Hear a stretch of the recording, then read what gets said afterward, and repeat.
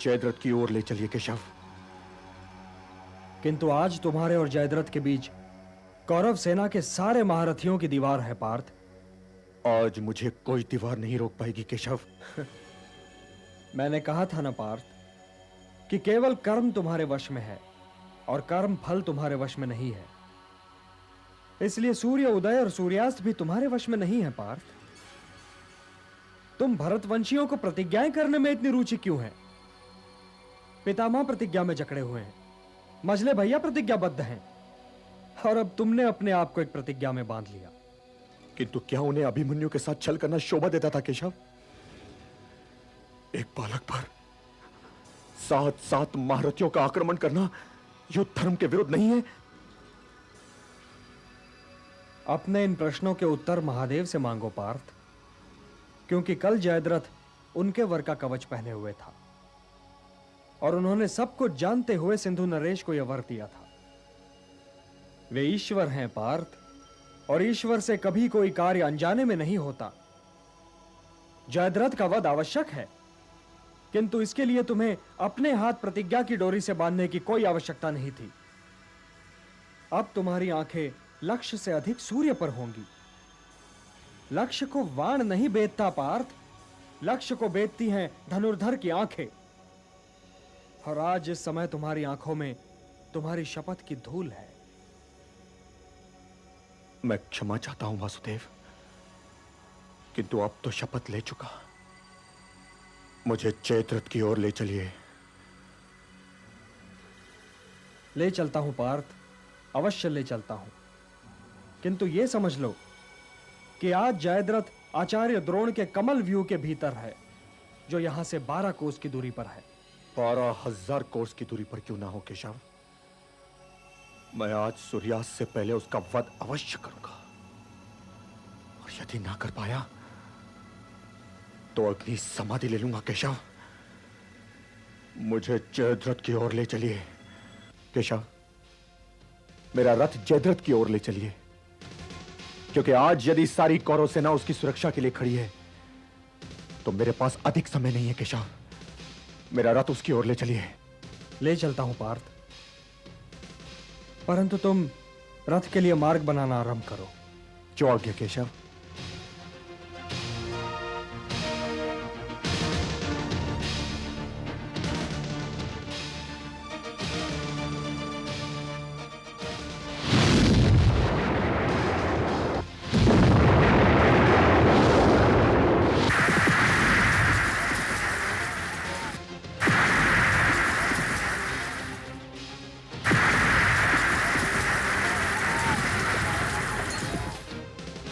गुरुदेव, अर्जुन तो बढ़ता ही चला रहा है, उसे रोकिए गुरुदेव, नहीं तो वो सूर्या से पहले ही युद्ध जीत चुका होगा।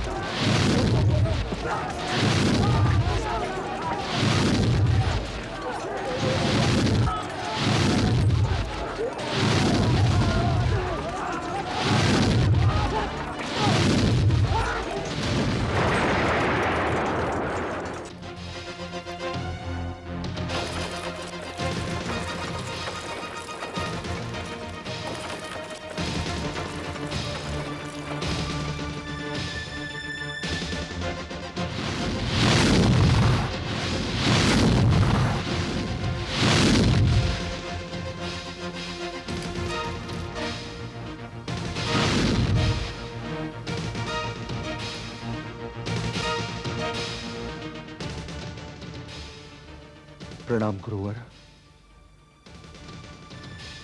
आज मेरा मार्ग ना रोकेगा गुरुवर, क्योंकि आज जो मेरे सामने आएगा, महादेव की सौगंध, मैं उसे अपने मार्ग से हटाकर जयद्रथ की ओर चला जाऊंगा। इसलिए आज मुझे रोकने का प्रयत्न ना करना गुरुवर।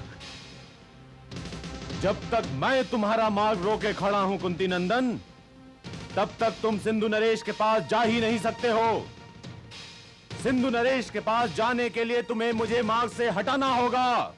जो आज्ञा।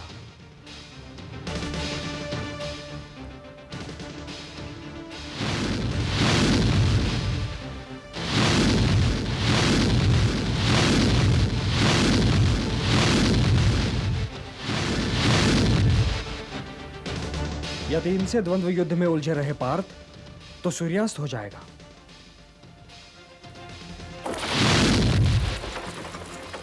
ठहर जाओ अर्जुन, शत्रु को पराजित किए बिना ही जा रहे हो। आप मेरे शत्रु नहीं हैं आचार्य, आप तो मेरे गुरु हैं।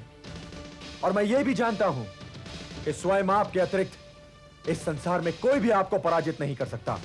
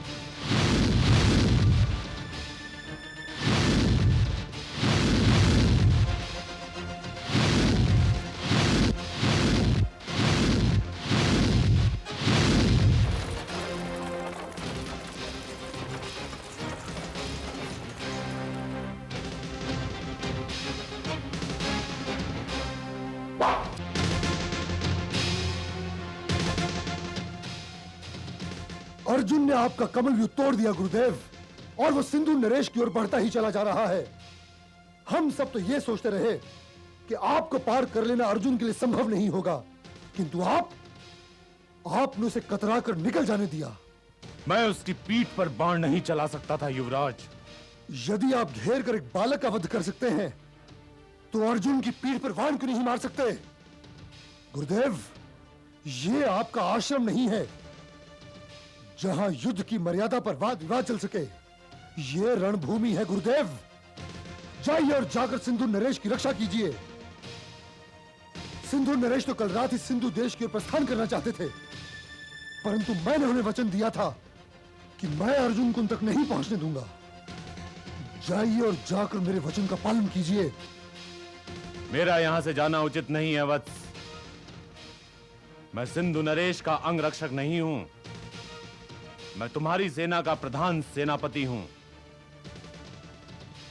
और मुझे तुम्हारे लिए युधिष्ठिर को बंदी बनाना है। जयद्रथ की रक्षा के लिए तुम जाओ। मैं यहां ठहरकर युधिष्ठिर की प्रतीक्षा करूंगा। इस समय अर्जुन उसके साथ नहीं है, इसलिए उसे बंदी बनाने में मुझे कोई कठिनाई नहीं होगी। सिंधु नरेश की रक्षा के लिए तुम जाओ। जो आज्ञा गुरुदेव। चलो सारथी।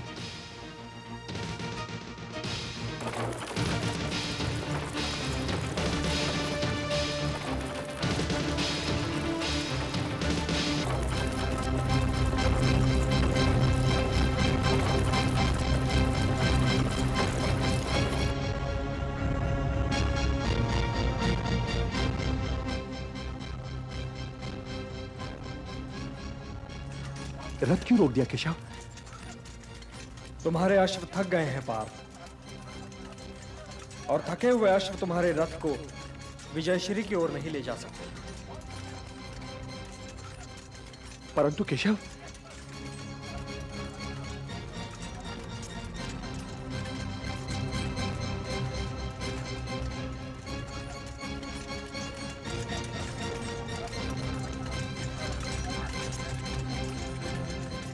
अब सूर्यास्त में बहुत देर नहीं है केशव। हाँ, बहुत देर तो नहीं है।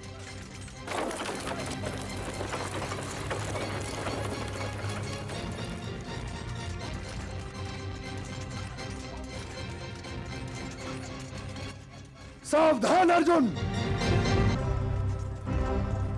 दुर्योधन, अर्जुन अभी अपने रथ पर नहीं है, और युद्ध के जो नियम बने थे उसमें एक नियम यह भी था कि किसी पैदल पर कोई महारथी आक्रमण नहीं करेगा। वो नियम पितामह ने बनाए थे वासुदेव, मैंने नहीं। मेरा नियम यह है कि शत्रु जहां मिले, जैसे मिले, उसे वहीं मार डालना चाहिए। सावधान।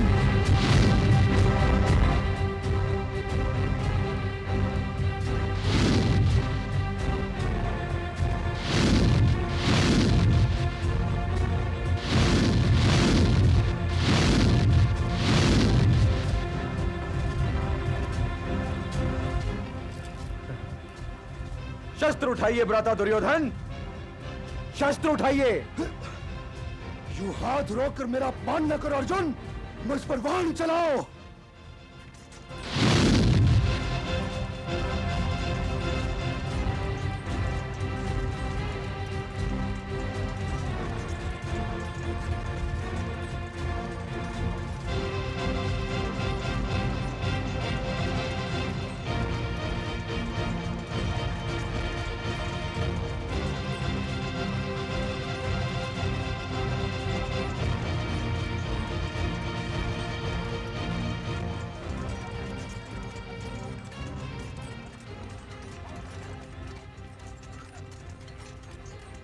इसका ध्यान रखना पार्थ कि जयद्रथ का सिर कटकर भूमि पर न गिर जाए। उसके पिता का यह वरदान था कि जो उसके सिर को काटकर भूमि पर गिरा दे, स्वयं उसके सिर में एक विस्फोट होगा और वो टुकड़े टुकड़े हो जाएगा।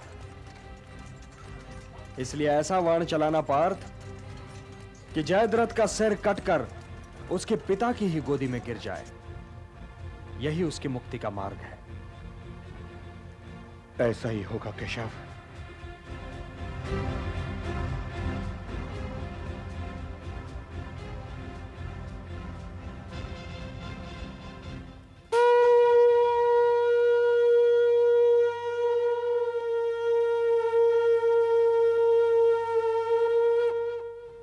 ये दुर्योधन भी आज मेरा वध करवाए बिना मानेगा नहीं। मैं ना जाने अब तक कितनी दूर निकल चुका होता। अरे आप लोग खड़े क्यों हो? अर्जुन का रथ रोको। ये सूर्यास्त क्यों नहीं हो रहा? ये निर्णायक घड़ियां हैं दुशासन।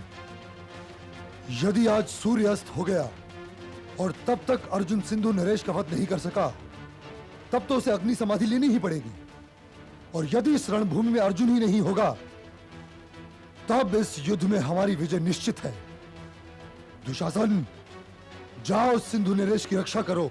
जो आज्ञा भ्राताश्री। चलो सारथी।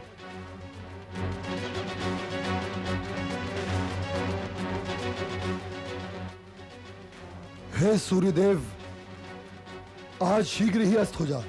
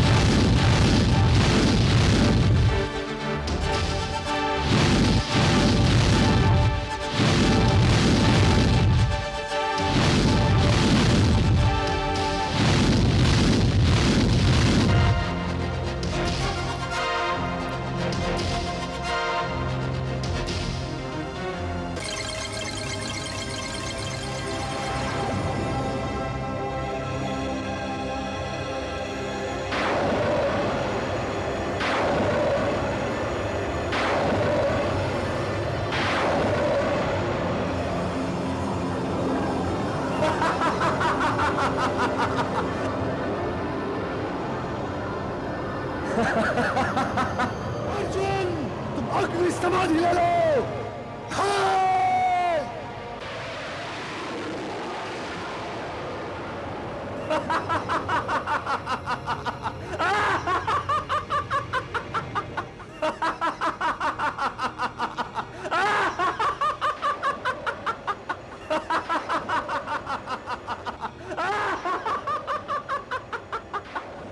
अग्नि समाधि कब लोगे सर्वश्रेष्ठ धनुर्धर अर्जुन? बताओगे नहीं? अरे बताओ।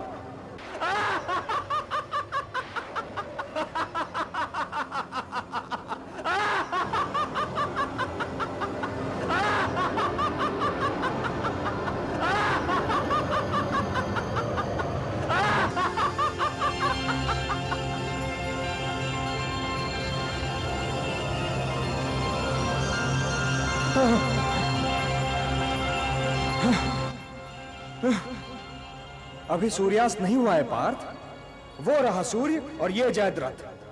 जयद्रथ, अभी सूर्यास्त नहीं हुआ।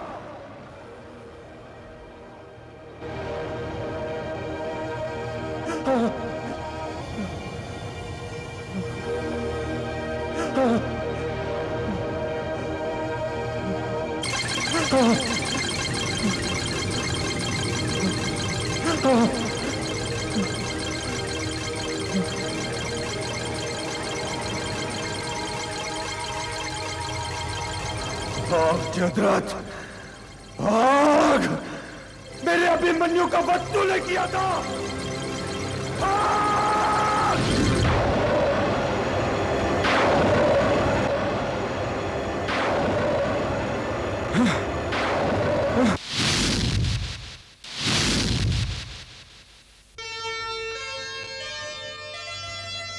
प्राण पूरा कर पार्थ ने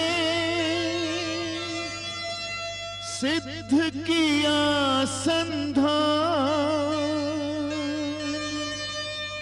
जयद्रथ पितु संग मर मिटा, बचे पार्थ के प्राण।